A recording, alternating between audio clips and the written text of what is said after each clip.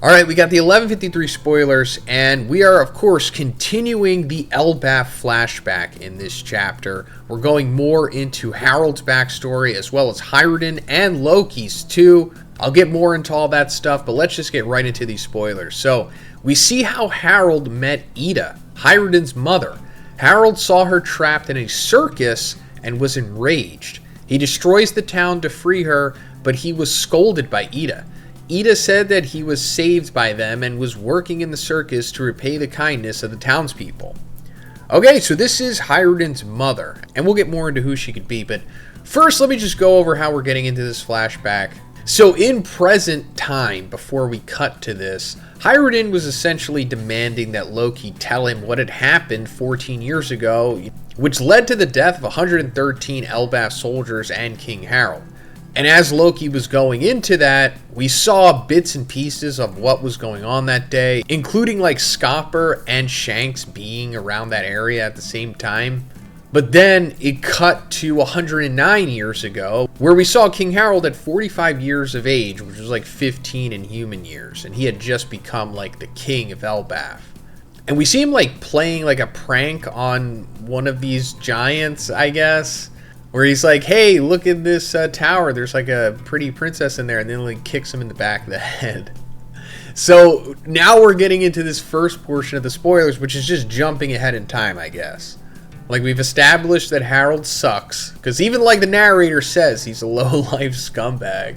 So my friend asked me what would happen if he just threw his vape out the window, and I told him, alright, go ahead. And then I gave him an immediate replacement with Fume, which is today's sponsor. I've been working with Fume for a few years now, and it seems like it's helped a lot of you. Fume is an award-winning flavored air device that delivers great taste without any harmful chemicals. Instead of inhaling vapor, you simply just breathe in natural, non-toxic flavors that satisfy the craving without the downside. No vapor, no nicotine, just flavor. Designed with a high-quality build and a sleek aesthetic, it's also great for oral fixation and fidgeting. My go-to flavor is crisp mint because it's super refreshing and keeps me feeling sharp throughout the day, but Fume offers tons of different flavors, so there's something for everyone. So guys, over 500,000 people have already made the switch to Fume as part of their habit change journey.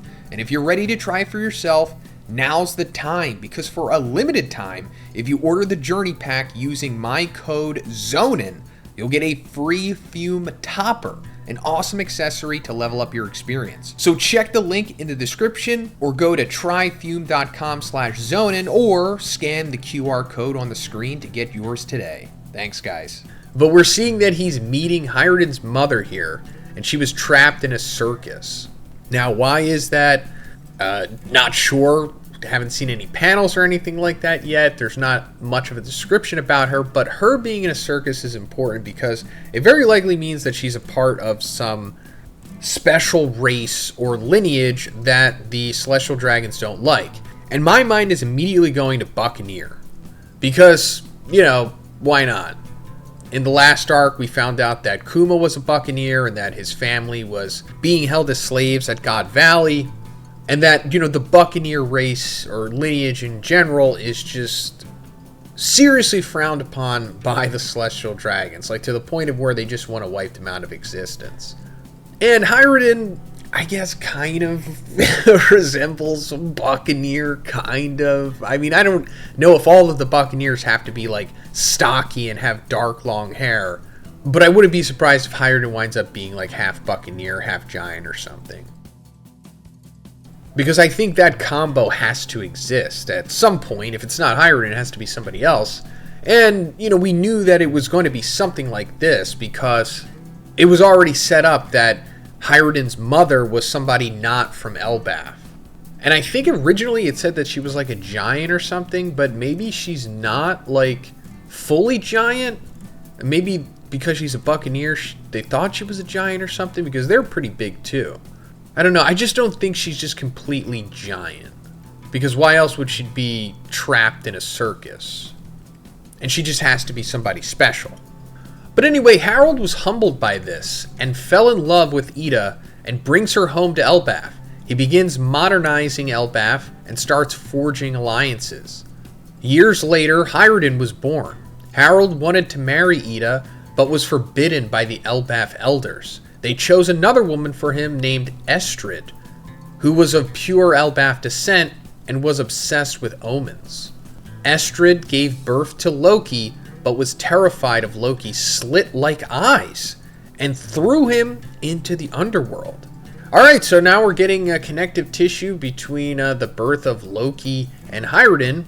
We already kind of knew this beforehand. We just didn't know the names and the exact details. But we're also seeing that apparently whatever had happened between Harold and Ida, the mother of Hyrden, that led to Harold having a 180 and just starting to modernize, as it says, Elbaf, making it more peaceful and forging alliances.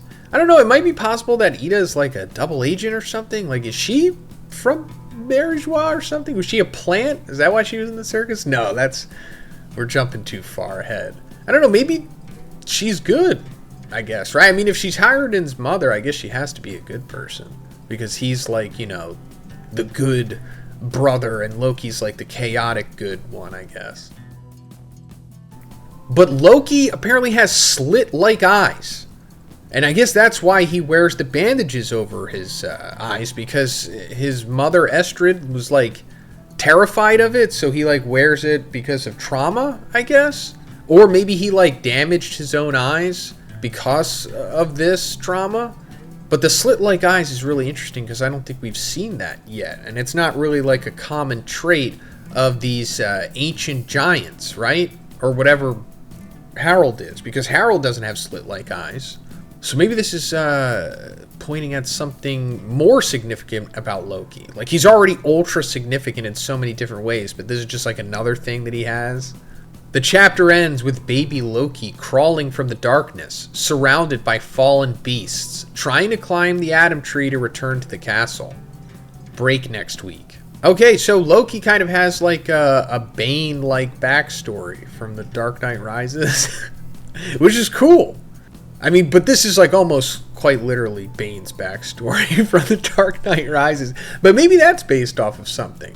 And maybe Oda and Nolan are pulling from the same thing. But anyway, now I guess we're getting into just Loki's backstory now. No, but it looks like maybe just one chapter of Harold's backstory, and then we're going into Loki here. And that's fine. Loki is, in my opinion, obviously the way more interesting character, but we'll eventually get to Harold, I guess, because before we left for this flashback of 109 years ago, we saw Harold was getting stabbed, like in the throne room by like the Elbaf guards.